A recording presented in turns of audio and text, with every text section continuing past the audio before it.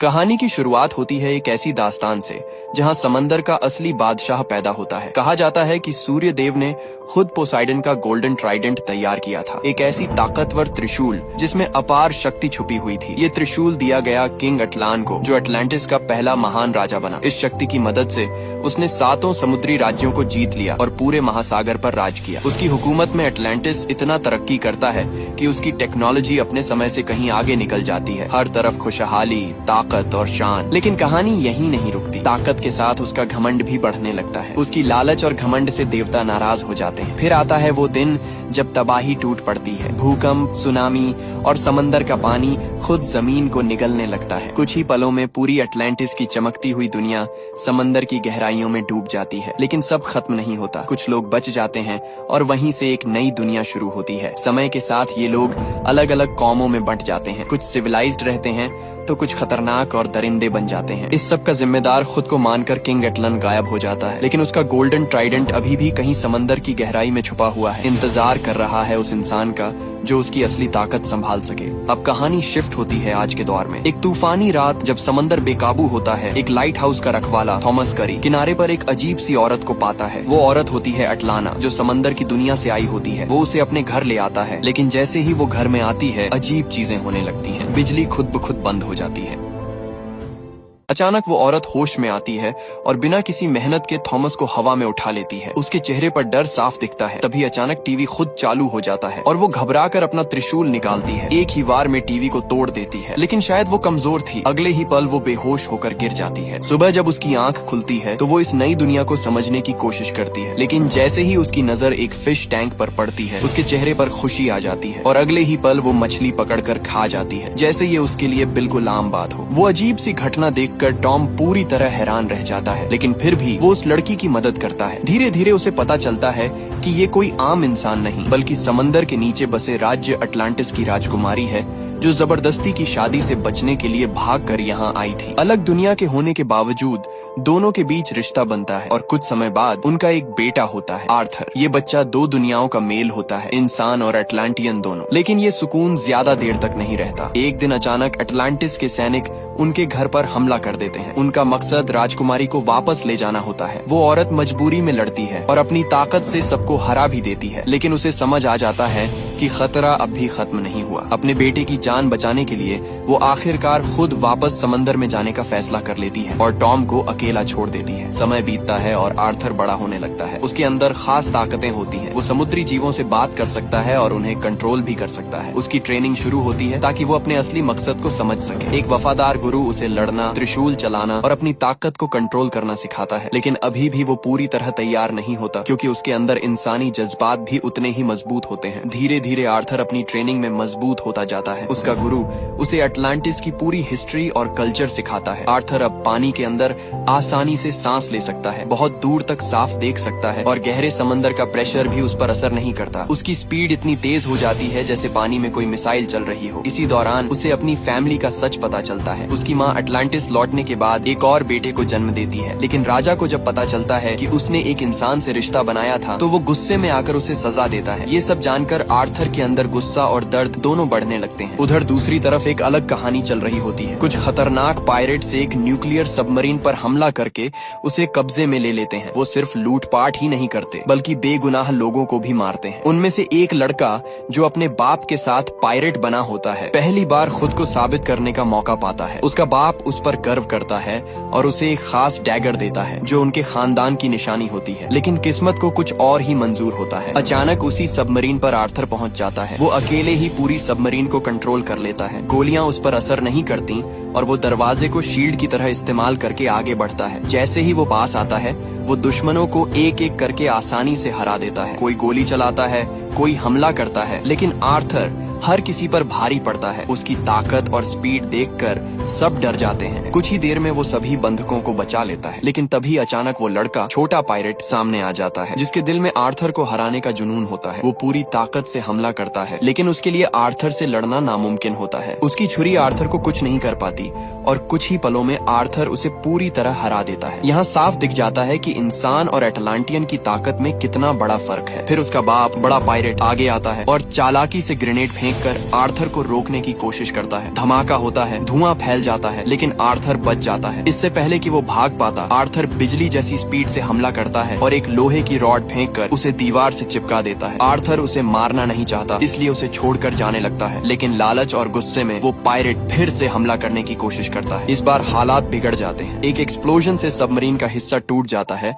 और एक भारी टॉर्पीडो उसके बाप की टांग पर गिर जाता है। अब वो फंस जाता है और निकल नहीं पाता। उसका बेटा घबराकर आर्थर से मदद मांगता है, लेकिन उसका बाप समझ जाता है कि अब बचना मुश्किल है। वो अपने बेटे को भागने के लिए कहता है। बेटा जाने से मना करता है, लेकिन मजबूरी में आखिर उसे जाना पड़ता है। रोते हुए, गुस्से और दर्द के साथ वो अपने बाप को वहीं छोड़कर निकल जाता है। कुछ समय बाद आर्थर की ये बहादुरी पूरी दुनिया में खबर बन जाती है। लोग उसे हीरो मानने लगते हैं। एक दिन कुछ लोग बाइकर्स उसके पास आते हैं। पहले लगता है कि शायद वो दुश्मन है, लेकिन असल में वो सिर्फ उसके साथ फोटो लेना चाहते हैं। आर्थर को पहली बार एहसास होता है कि वो अब एक आम इंसान नहीं रहा। वो लोगों के लिए एक हीरो बन चुका है, लेकिन उसे अभी नहीं पता कि आगे उसकी जिंदगी में और भी बड़े तूफान आने वाले हैं। एक रात आर्थर अपने पिता को घर छोड़ने जा रहा होता है। तभी अचानक समंदर में कुछ अजीब होने लगता है। एक बहुत बड़ी लहर उठती है और पूरा का पूरा एक वॉरशिप किनारे तक आ जाता है। इससे पहले कि वो कुछ समझ पाते, एक विशाल सुनामी सब कुछ अपने अंदर निगल लेती है। आर्थर किसी तरह बच जाता है, लेकिन उसका पिता कार में ही फंस जाता है। चारों तरफ गंदा पानी, मलबा और अंधेरा। उसे कुछ समझ नहीं आता कि क्या करे। तभी अचानक एक रहस्यमयी लड़की सामने आती है। वो अपनी ताकत से पानी को पीछे धकेलती है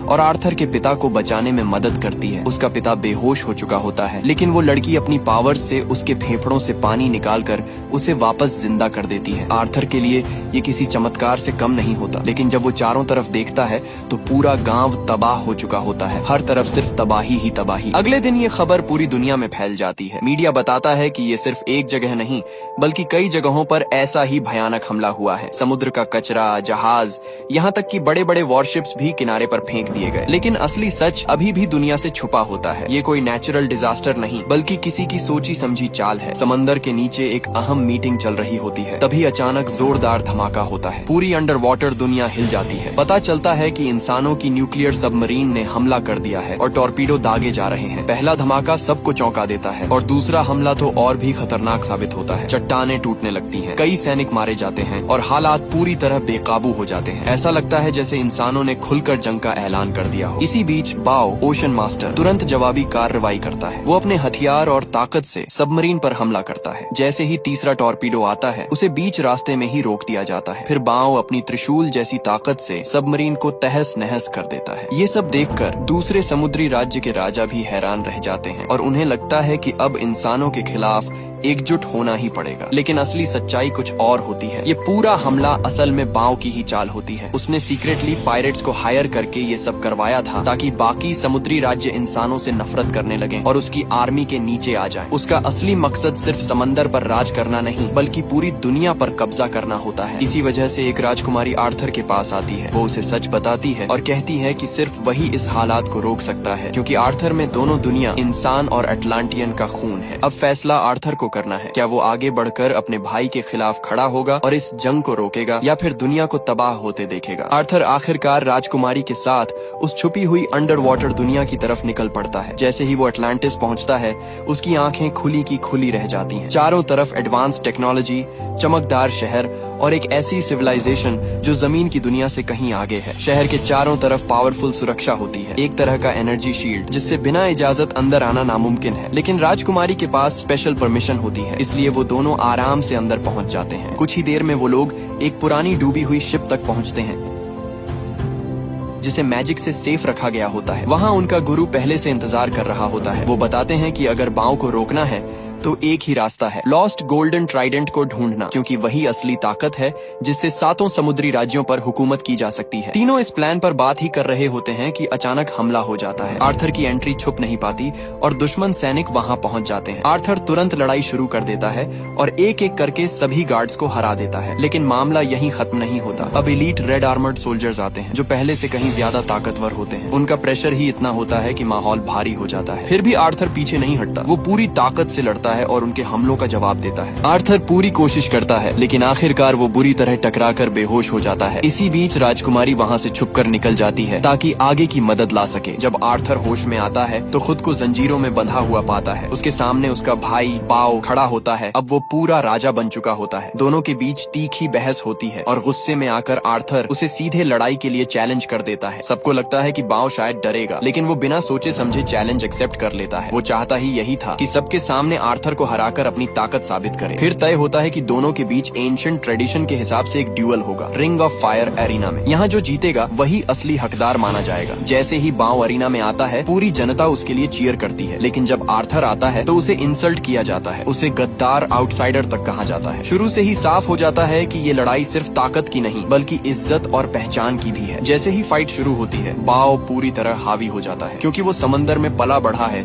उसे पानी में लड़ने का पूरा फायदा मिलता है। उसकी हर अटैक में जबरदस्त पावर होती है। आर्थर पूरी कोशिश करता है लेकिन धीरे धीरे वो कमजोर पड़ने लगता है। कुछ ही देर में बाओ उसे जोरदार वार करके अरीना से बाहर फेंक देता है। बाओ आखिरी वार करने ही वाला होता है कि अचानक हालात बदल जाते हैं। अचानक तेज पानी का बहाव आता है और बाओ को घुमा घुमा कर दूर फेंक देता है। ये सब राजकुमारी की वजह से होता है जो आर्थर को बचाने के लिए बीच में दखल देती है। पानी के बाहर आते ही आर्थर और कैरोलिन को गोल्डन ट्राइडेंट का सुराग मिलता है। वो दोनों उसे पाने के लिए खतरनाक सफर पर निकल पड़ते हैं। पहले वो सहारा रेगिस्तान के नीचे छिपे प्राचीन एटलांटिस के खंडहर तक पहुंचते हैं, जहां उन्हें पुराने राजा की आत्मा से एक पहेली मिलती है। उस पहेली को सुलझाकर उन्हें पता चलता है कि असली ट्राइडेंट किसी और गुप्त जगह पर छिपा हुआ है। दोनों बिना देर किए सिसिली की तरफ निकलते हैं और दिमाग लगाकर आखिरकार उस लोकेशन का पता लगा लेते हैं। लेकिन जैसे ही वो अपनी मंजिल के करीब पहुंचते हैं अचानक एक जोरदार धमाका होता है और उनका सामना एक नए खतरे से हो जाता है। वही पुराना दुश्मन जिसे आर्थर ने पहले हराया था अब और भी खतरनाक बनकर लौटता है। इस बार उसके पास नई टेक्नोलॉजी और सूट है जिससे वो पहले से कई गुना ज्यादा ताकतवर हो चुका है। दरअसल उसे आर्थर के भाई ने ही तैयार किया होता है ताकि वो आर्थर को रास्ते से हटा सके। इसके बाद दोनों के बीच जबरदस्त फाइट शुरू होती है। रेगिस्तान, खंडहर और पानी हर जगह लड़ाई फैल जाती है। इस लड़ाई में आर्थर को काफी मुश्किलों का सामना करना पड़ता है, लेकिन उसका मकसद साफ होता है, किसी भी हालत में ट्राइडेंट हासिल करना और अपने भाई की बुरी योजना को रोकना। कैरोलिन भी उसका पूरा साथ देती है। वो अकेले ही सैनिकों से लड़ती है,